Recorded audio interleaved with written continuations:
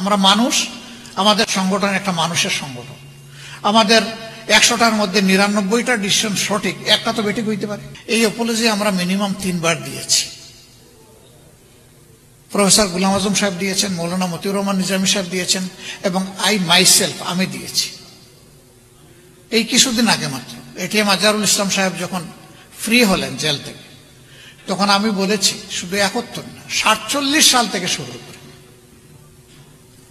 জামাতে ইসলামীর দ্বারা কেউ যদি কোনো কষ্ট পান, কারো দরে কোনো ক্ষতি হয়ে থাকে, আমি সব ব্যক্তি এবং সংগঠনের পক্ষে নিঃশর্তে আমি আপনাদের কাছে ক্ষমা চাই, আপনারা আমাদেরকে ক্ষমা করে দেবেন। আজকের দিন পর্যন্ত আমরা ভুল করি না, এই কথা বলবো কিভাবে? আমরা মানুষ, আমাদের সংগঠন একটা মানুষের সংগঠন। আমাদের 100টার মধ্যে 99টা ডিসিশন সঠিক, একটা তো বেঠিক হইতে পারে। সেই বেঠিক একটা ডিসিশনের জন্য আমার জাতির তো কোনো ক্ষতি হতে পারে। তাহলে সেই ক্ষেত্রে আমার কোনো ডিসিশনে জাতির ক্ষতি হলে আমার মাপ চাইতে অসুবিধাটা কোথায়? এখন মাপ চাওয়ার পরে বলে যে এই ল্যাঙ্গুয়েজ চাইলে হবে না, ওই ল্যাঙ্গুয়েজে চাইতে হবে। আরে বাবা, এই আরেক জমত লাগবে। বিনা শর্তে মাপ চাইলাম, কোনো শর্তও দিলাম না, তারপর আর বাকি থাকলো কোনটা, এটা তো বুঝি না।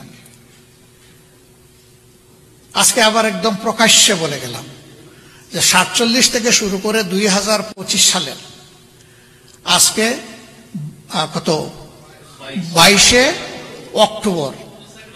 অক্টোবরে এখন কয়টা বাজে?